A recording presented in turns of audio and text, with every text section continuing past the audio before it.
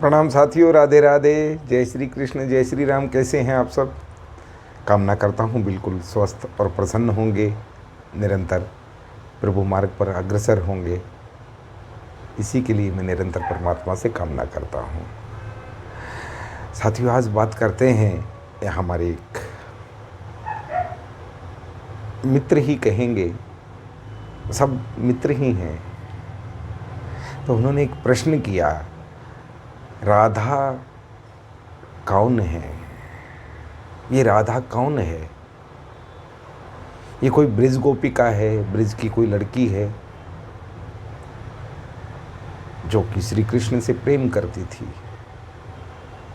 अथवा श्री कृष्ण जिनसे प्रेम करते थे, प्रेमी प्रेमिका हैं, पति पत्नी हैं,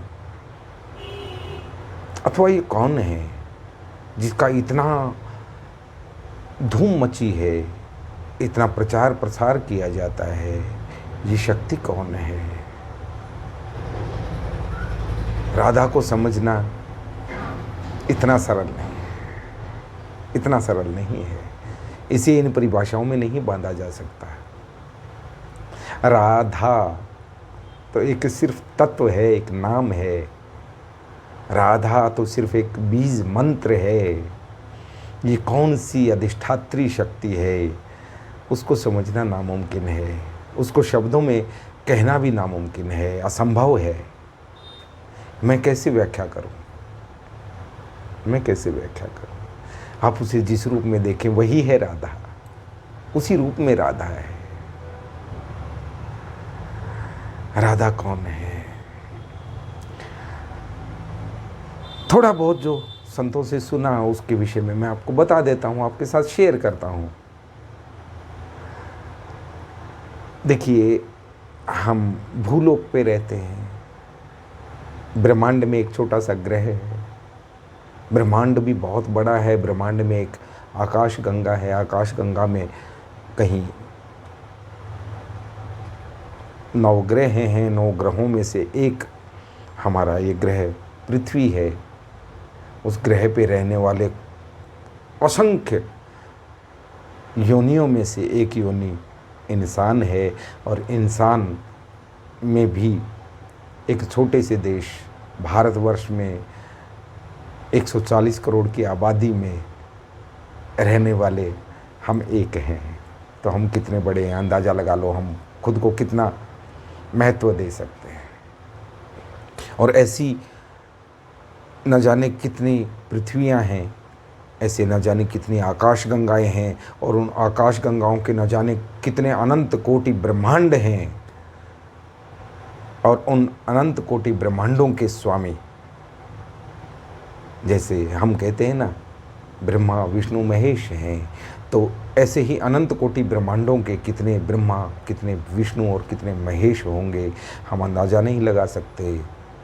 विज्ञान वहाँ तक पहुँचेगा जब पहुँचेगा। ऋषि मुनि तो कह गए हैं, उन अनंत कोटि ब्रह्मांडों के कितने ही ब्रह्मा विष्णु महेश होंगे, और ब्रह्मा विष्णु महेश का भी तो कोई स्वामी होगा। जब उन्हें देखिए वो भक्ति में, साधना में, तपस्या में, समाधि में लीन होते हैं, वो भी किसी की आराधना कर रहे हैं।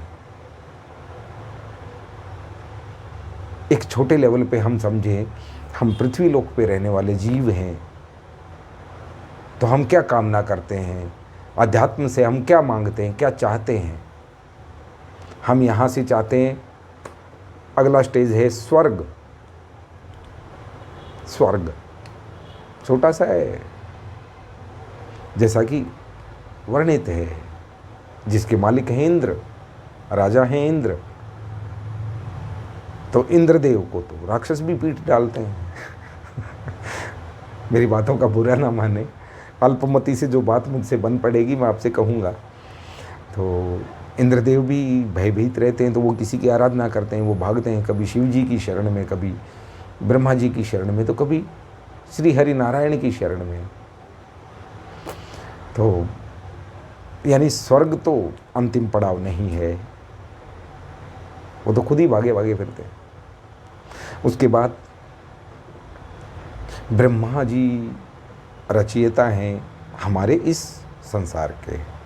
तो ऐसे ही अनेकों अनंत कोटि संसार हैं, अनंत कोटि ब्रह्मांड हैं, जिनके की रचयिता वो हैं। उतने ही ब्रह्मा जी भी होंगे, उतने विष्णु, उतने ही शिव, संहारकर्ता भी हैं, पालनकर्ता भी हैं, सब कुछ हैं। लेकिन वो कहाँ जाएंगे, उसे क्या कहेंगे? फिर स्वर्ग से ऊपर कहाँ जाके सुख मिलता है आत्मा को, जीव को? तो उसे कहते हैं बैकुंठ।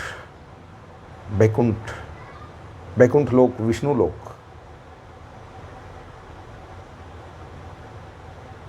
वो भी अंतिम नहीं है। विष्णु जी भी किसी की तपस्या में, किसी की साधना में लीन है। बैकुंठ से ऊपर क्या? मोक्ष। बस बैकुंठ पे बात रुक गई, नहीं रुकती। उससे भी ऊपर एक लोक है जहाँ से हमारे श्री हरि को भी शक्तियाँ प्राप्त होती हैं, श्री हरि नारायण को शक्तियाँ प्राप्त होती हैं, वो उनकी आराधना करते हैं। उस धाम का नाम है गोलोक अथवा वृंदावन। ये जो हमारा उत्तर प्रदेश में श्री धाम वृंदावन है, ये एक प्रतिकृति भगवान ने बनाई है हमारी सुविधा के लिए, हमारी राधा रानी की आराधना करने के लिए उन्होंने एक मंदिर बनाया है, इससे अधिक नहीं।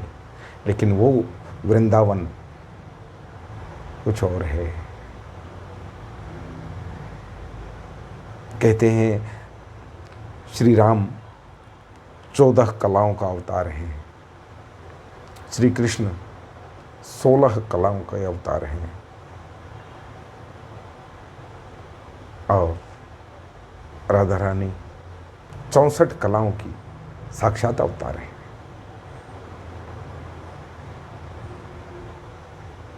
लोग कहते हैं राधा कृष्ण की प्रेयसी है, प्रेमिका है। नहीं, राधा कृष्ण की आत्मा है, राधा कृष्ण के प्राण हैं। राधा वो हैं जिनके चरण भगवान श्री कृष्ण दबाते हैं।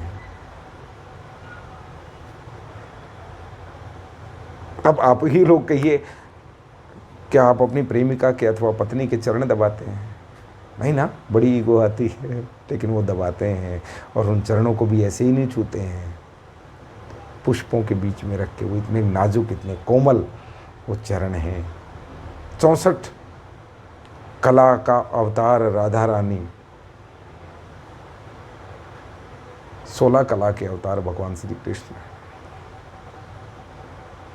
वो श्री कृष्ण की भी अधिष्ठात्री देवी है। वो तो उन्होंने एक हमारे लिए ये सब लीला करके दिखाई है।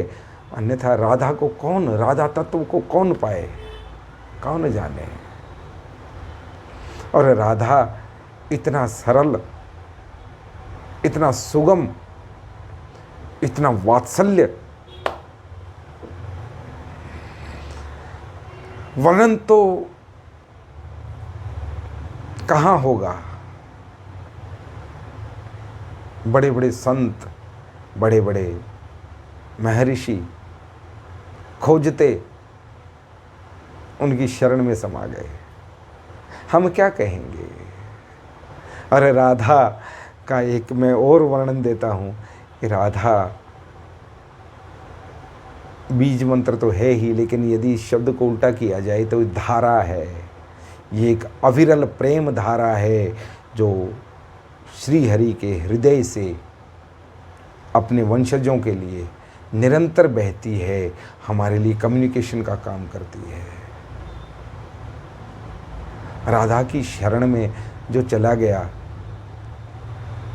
हरि तो उसके अधीन है, हरि तो उसके अधीन हो जाते हैं।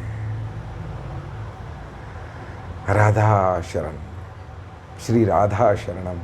श्री राधा शरण में जो चला गया, कहते हैं ना कि हम जो कर्म करते हैं, जो अच्छे बुरे सत्कर्म, उपकर्म, अपकर्म हम करते हैं इस संसार में, तो उनका एक अकाउंट होता है। लेखा जोखा होता है, एक रजिस्टर होता है, उसमें सारी चीज़ें नोट की जाती हैं। इसने इतना भगवान का नाम लिया, इसने इतने दान कर्म किए, इसने इतना पुण्य कर्म किया, इसने इतना पाप कर्म किया, सारा अकाउंट होता है। और वो अकाउंट ही हमें यहाँ घुमाता रहता है। जब तक वो क्लियर नहीं होगा तो यहाँ से छुटकारा मुश्किल है, ऐसा ही कहा जाता है। लेकिन ये भी वर्णित है कि राधा शरणम, जो राधा की शरण में चला गया, राधा के पास चला गया, और राधा तो अधिष्ठात्री है। कहते हैं जिसने नाम जप किया, जिसने सत्कर्म किए, वहाँ से कर्मों का खाता, बैलेंस शीट प्लस माइनस होती रहती है। जिसने हरि स्मरण किया, हरि की शरण में जो चला गया, कहते हैं उसके अपकर्म, जो पाप कर्म है, वो नष्ट कर दिए जाते हैं। लेकिन क्या गारंटी है कि आगे नहीं होंगे? होते हैं। लेकिन जो राधा शरण चला गया और राधा को जिसने जान लिया, जिसने उनके चरणों का आश्रय ले लिया, तो जब वहाँ गिनती होती है, रजिस्टर उठाया जाता है हिसाब किताब का, और जब वहाँ देखा जाए कि राधा राधा, इसने राधा शरण ली है, और राधा जी एक तरफ ऐसे देखती हैं वात्सल्य से, अपना आदमी है, मेरा बेटा है, मेरा बच्चा है, मेरी शरण में आया। उनमें तो क्रोध तो है ही नहीं। और वो कैसी हैं, मैं वर्णन कैसे करूं, कैसे करूं? सभी देवी देवता किसी गुण पे रीझते हैं, किसी सेवा शुश्रूषा पे रूझते हैं। राधा रानी तो ऐसी है कि आपके किसी अवगुण पे रीझ जाएं, वो ऐसी भोरी हैं, ऐसी शब्द नहीं बनते। और वो एक बार देखती हैं, मतलब रजिस्टर में तुम क्या काटापीटी कर रहे हो? वहां भगवान की औकात नहीं, भगवान श्री कृष्ण की औकात नहीं। वो रजिस्टर ही फाड़ दिया जाता है। आइंदा इसमें कुछ लिखना ही नहीं भैया, ये उधर से आया है। वो है हमारी राधा। तो हो सके तो दिन में 100 बार, 50 बार, 20 बार, 10 बार, 1 बार राधा, हा राधा, हे राधा, हे करुणामयी, हे करुणेश्वरी, हे ममतामयी, हे वात्सल्यमयी, राधा राधा राधा पुकारिए। कृपा का एहसास आपको स्वयं हो जाएगा, और जिस दिन हो जाएगा उस दिन मेरी बात को मान लेना।